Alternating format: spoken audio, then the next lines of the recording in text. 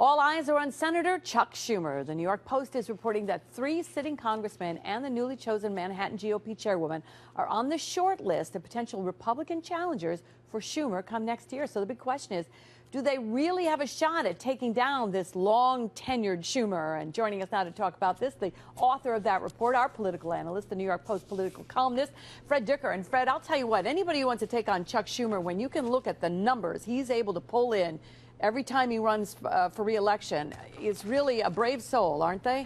They are. Maybe that's why there's a list of names, some of which people I think in this area may not have heard of. Some of them they certainly did.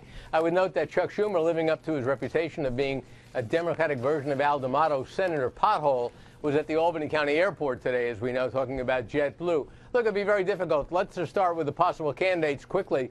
2 from this area. Chris Gibson, who's retiring as a congressman. He's talked about running for governor in 2018, but he retires next year, and that's when Schumer's up, so he would be a good choice in many ways, proven vote getter. And also Richard Hanna, Republican congressman from the Utica area.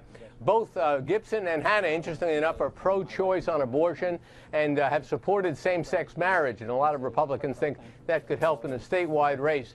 The other 2 candidates, possible candidates, Adele Malpass, the new Manhattan Republican chair. Nobody really knows who she is. And Peter King, who's a pretty valuable and well-known congressman down from Nassau County. So the Republicans have to come up with a candidate. These are the leading ones. I'm not sure any of them are really going to do it for the reason you touched on to begin with.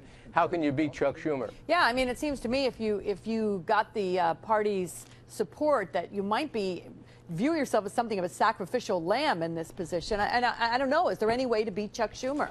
There is, but it would be a sacrificial lamb, most likely is. But the way to beat him would be you have to get a lot of money. You have to count on the votes that Rob Astorino got for for governor last fall. He beat Andrew Cuomo outside of New York City. And then kind of an ace in the hole, the Republicans think that Jewish voters who traditionally have voted Democratic are increasingly wary of President Obama because of Middle Eastern policies for obvious reasons. They think there's a chance to peel off a significant number of Jewish voters and to have them vote for a candidate next year on the Republican line for Senate. That's interesting. All right. Well, I know you'll be following it. It'd be interesting to see whether Chris Gibson, who obviously has some political aspirations, what direction he goes in. But do you think this is the likely one? No, I think running for governor is the likely one, but we don't know what's going to happen. A lot of things can happen between now and next year with President Obama and Schumer being in line to be the Democratic leader of the Senate. He may have to carry a little bit too much water for the White House, and that could work against him. Interesting to see. Thank you, Fred. Fred's on the radio, too, live from the state capitol. It's called every weekday morning, 10 to 11, Talk 1300 a.m.